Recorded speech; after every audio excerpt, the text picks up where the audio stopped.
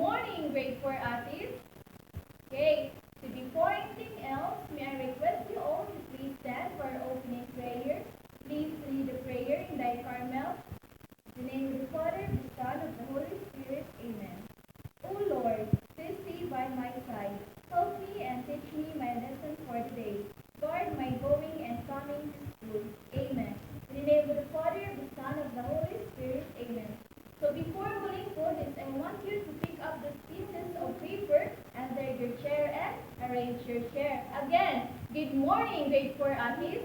And I am your teacher for today. I'm Teacher Lendy. So okay na ba ang tanan? Namahaw na ba? Very good. So now, I will present you my classroom rules. So please read everyone. Our classroom rules. First, raise your hand before speaking or leaving your seat. Number 2, listen and follow directions. Number 3, respect your classmates and your teacher. So nakasabot na ba mga bata? Okay, so I want you to follow all our classroom rules. So now, I will be going to check your attendance. So in Daniel me, very good. Dudong Douglas, very good no. So present yun ang tanan mo na dapat yun no nga musod yun sa klase. So now, I will present you our objectives. Okay, so please read everyone. At the end of the lesson, the pupils will be able to convert a standard unit of weight measurement from grams to kilograms or vice versa, and the pupils show increased interest and positive attitude towards the topic by participating all throughout the lesson. So sa previous natin lesson, hinumdum pa ba mo? Yes, it is all about patterns. Okay, so now, I have here a crossword puzzle. So I need 3 students not to answer here in the blackboard. Please kanang raise your right hand. Okay, Dudong Douglas. Okay, Inday Carmel. Okay, Dudong Chua. Okay. So please narin mo sa atubangan sa blackboard to answer the kanang crossword puzzle, and here the question. So I will read it first. Number 1. How large or small a physical quantity is? So, unsa man ni Dudong Douglas?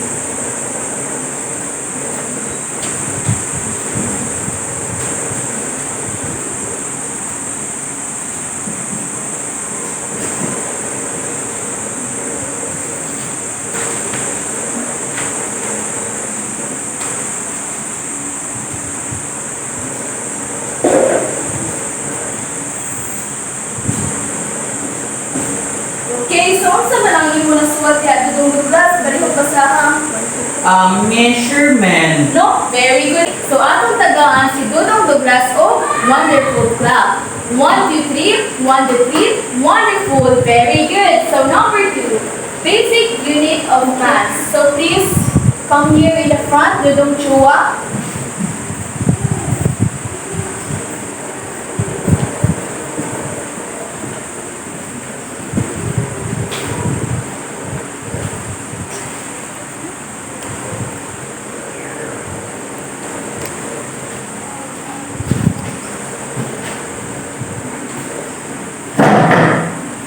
Very good. Ano sa mga yung mga word, Dudong Chua?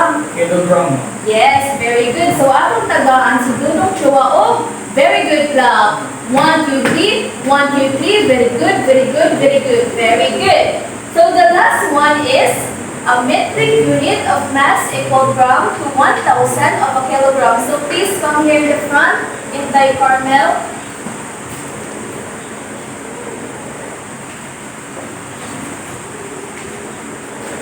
Very good. Okay, so atong tagaan si Inday Carmel o wonderful clap. 1, 2, 3. 1, 2, 3. Wonderful. Okay, so karon ihatag na ta kamo ni Teacher Joy para mo discuss sa atoa topic. Thank you, Teacher Lindy. Good morning, class. Again, good morning, class. Okay, I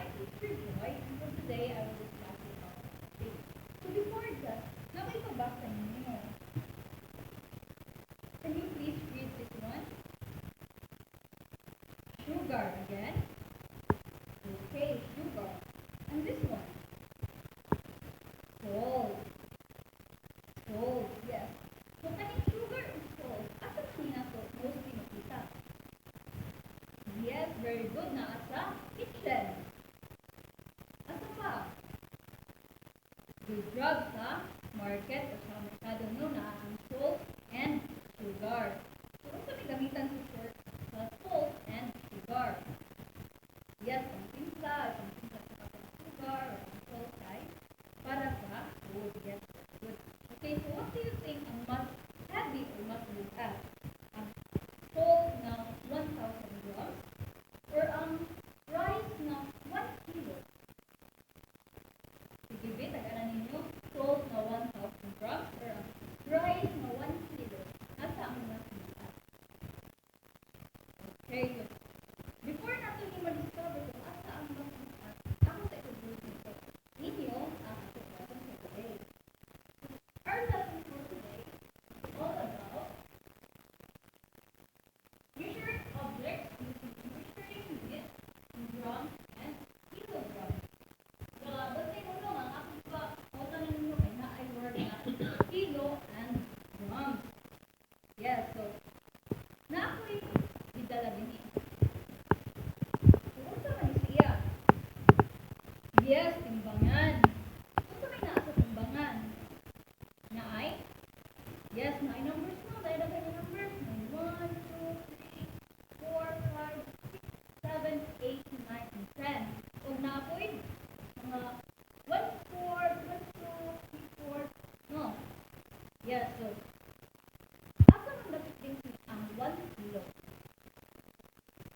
Yes, ang tulo ka na ay 1 o ng 1 kilo.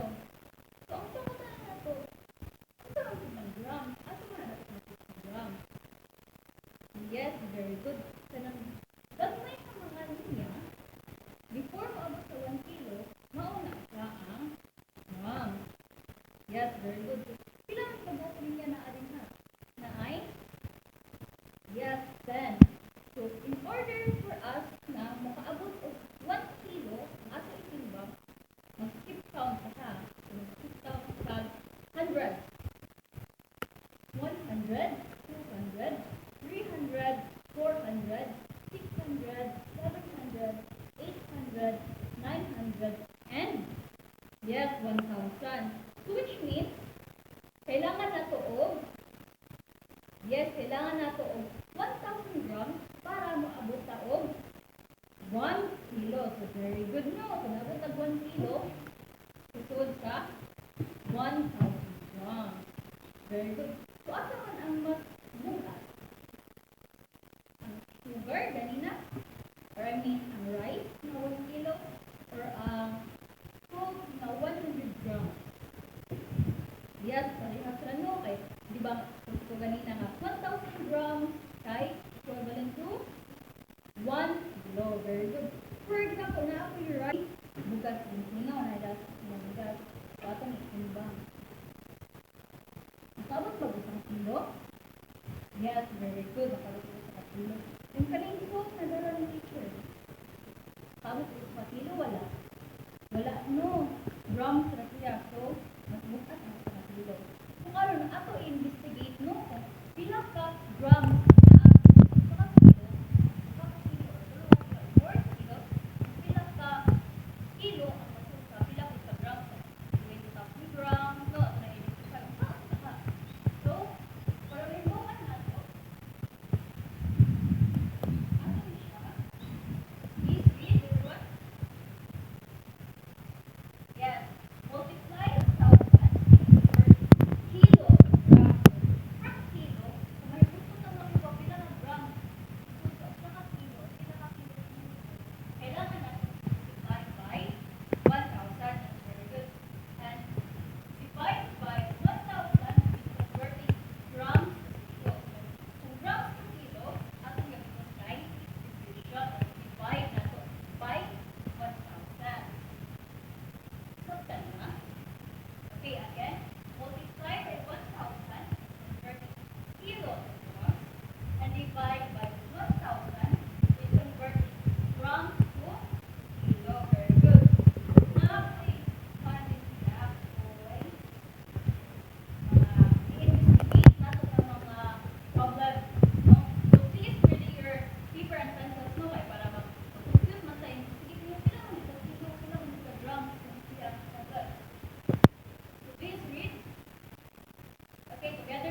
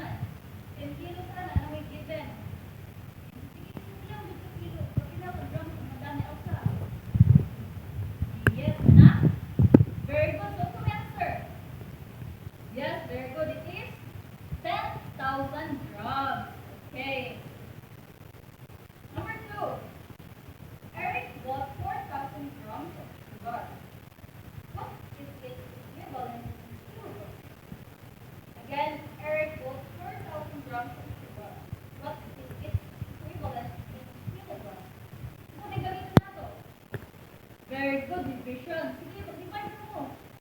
Given kay 4,000 grams. Sila yung answer. Okay, good job. We have 4. Kumplito mo na to. 4 kilos. Yes, 4 kilos. And lastly, number 3. A bag of salt, 20 kilos. How much is it in grams? Again, a bag of salt is 20 kilos. How much is it in grams? Gamitan of, yes, very good. Mission. Multiply by 1,000. So sila may kuha ninyo. Okay, good job. So 20,000 grams. Very good. So let's give ourselves a round of applause. Very good, everyone. So sabtan na no.